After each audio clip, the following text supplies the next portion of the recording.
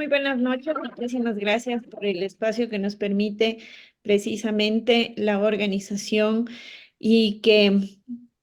ayuda, digamos, a encontrar los criterios más adecuados desde la praxis, desde la militancia, como ya lo mencionó Pedro, a todos los integrantes del colectivo, así como el resto de organizaciones políticas, sociales e individuos que se han incorporado como sociedad civil a este espacio. El tema que abordaré en esta invitación es los partidos y movimientos políticos y la crisis de representación. Y desde el ámbito que vamos a tratar también no es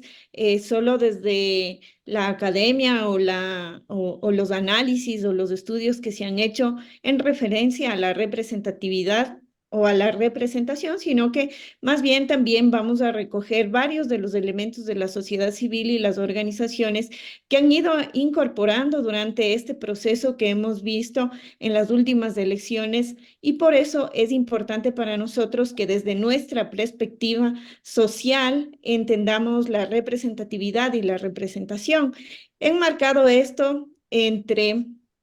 que la representación está más ligada como al accionar individual de las personas, es decir, se lo conceptualiza como yo he sido elegida, yo represento a la provincia, yo soy asambleísta o yo soy el presidente. Y este sentido, lo que vamos encontrando es que se desdibuja la construcción de la política nacional y de un proyecto de Estado de gobierno. En este sentido, en cambio, la representatividad nos genera un ejercicio distinto de pensamiento, como es el pensar desde el nosotros, ¿no es cierto? Y esto basado en cuatro fundamentos importantes que son el uno, desde un espacio democrático; el segundo, desde el Estado como tal en la aplicación de su política pública; y tenemos como un tercer elemento para esa aplicación de política y de derechos la Constitución, pero también no podemos dejar por fuera lo que significa la justicia. En este sentido, entonces, un poco históricamente, vamos a entender que la sociedad industrial siempre estuvo compuesto de personas con intereses corporativos o de clase. Y en este sentido, los partidos políticos fueron cambiando sus modos de organización y se estructuraron también en una competencia política, por así decirlo, dentro de los regímenes políticos occidentales también. Esto ha generado que en el mundo moderno esta relación de representación política no esté alejada, o más bien dicho,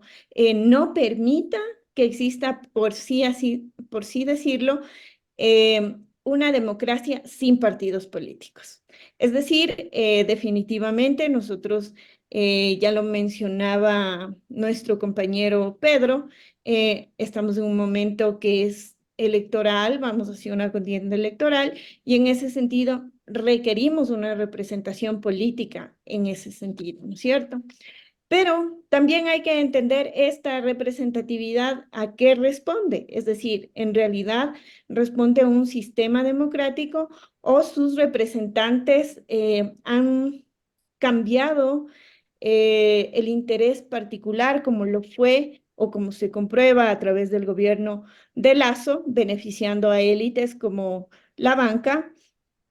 y a poderes precisamente que responden a sus intereses,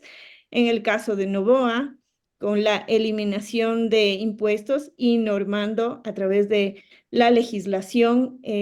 sus beneficios personales y no de país, y entre otros más antaños, por así mencionarlo, como ha sido en el caso de León Febres Cordero y sus intereses respecto de la oligarquía guayaquileña. Entonces, en este sentido, lo que podemos evidenciar es que al elegir a las personas, el interés social es que estas personas tomen decisiones y tengan la capacidad de negociación para formar coaliciones que alcancen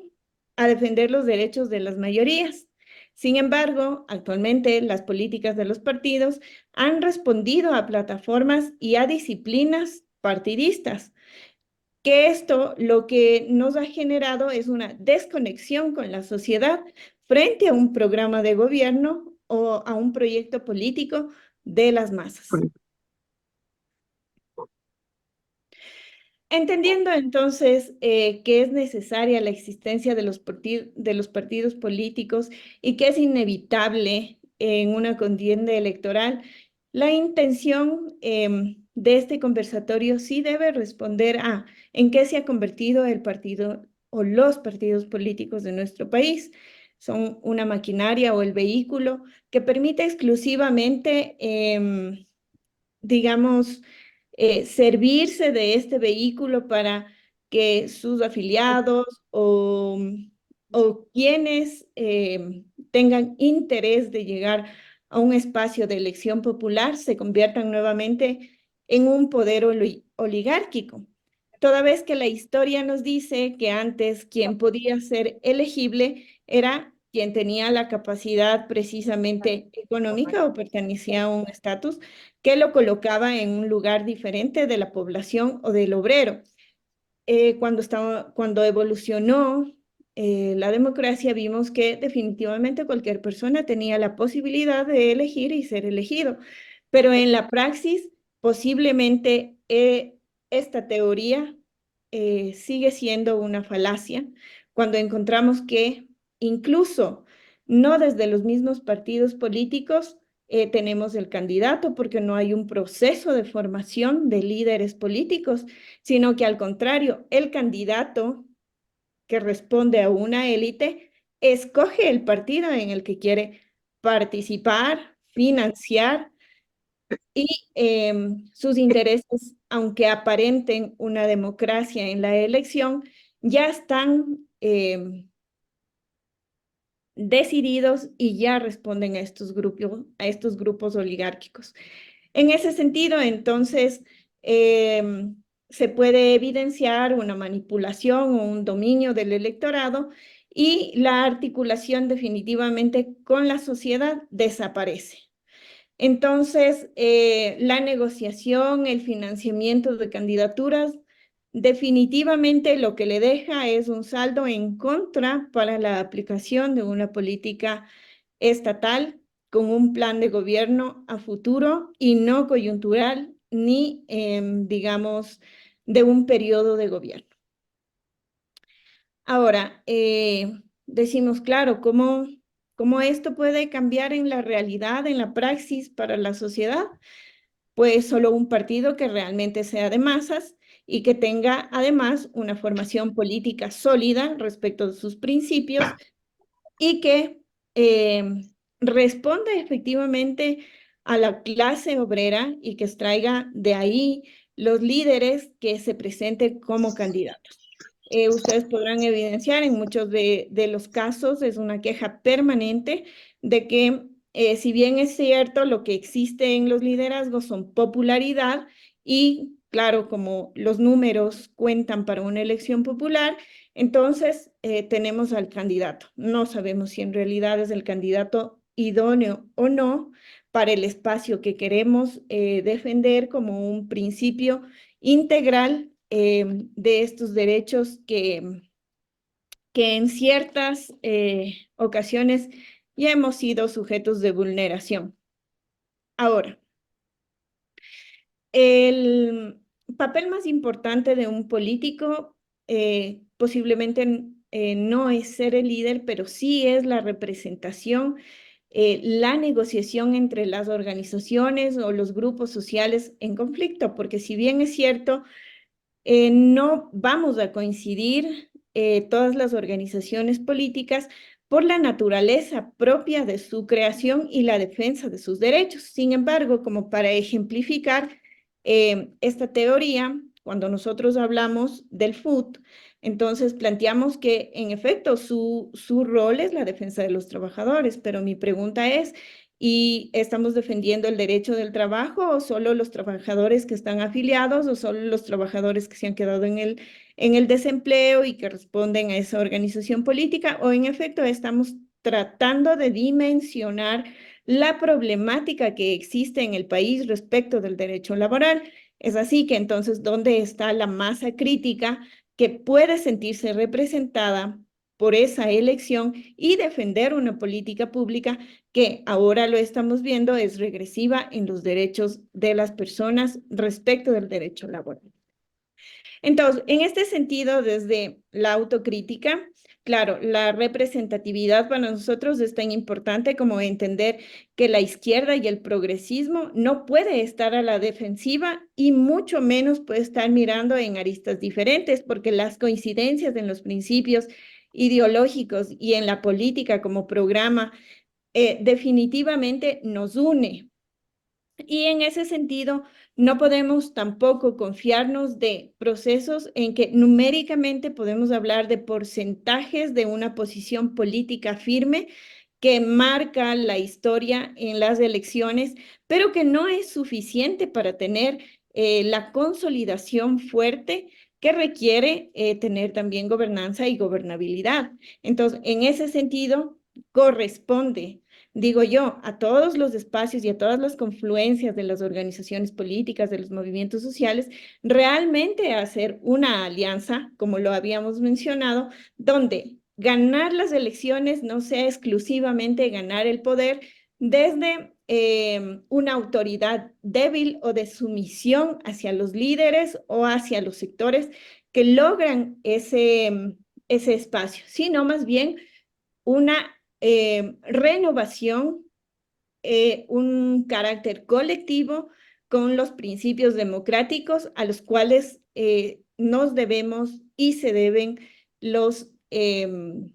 las personas electas para estos espacios. Un minuto. Siempre será importante hablar entonces de un pluralismo social que desarrolle efectivamente un adecuado control de la política y de una política de gobierno, y que los partidos articulen entonces los intereses y, no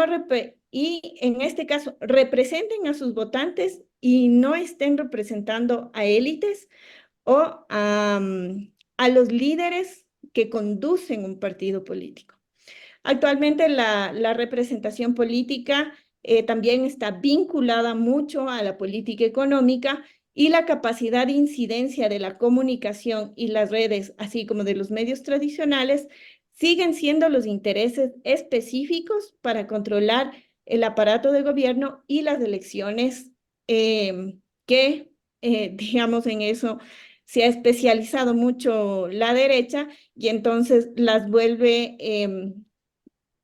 en este sentido constitucionalmente correctas en el momento de la praxis, hasta con discursos de izquierda, lo cual es incoherente cuando ya vemos normativa que está en contraposición a los derechos. Entonces,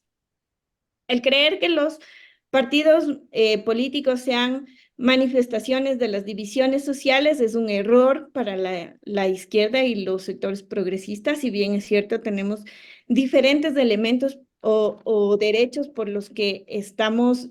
luchando, también hay que considerar que estos derechos son integrales en la posición de un plan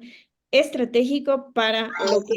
en determinado momento llamamos el summa causae. En este sentido, también tienen una corresponsabilidad las organizaciones sociales, que también han desdibujado su rol precisamente para la formación de líderes organizativos y que posteriormente podrían llegar a ser líderes de elección popular.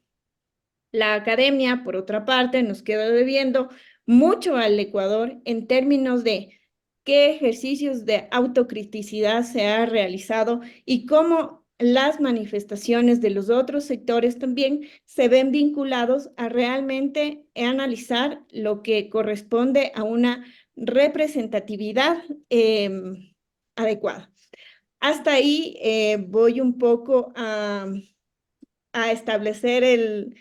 el conversatorio. Entiendo que es un tema bastante apasionante y largo para debatirlo, necesitaríamos otros espacios, pero en los 5 minutos que me otorgarían posteriormente, haría mis conclusiones y mi cierre respecto de qué sí podemos hacer en esta crisis.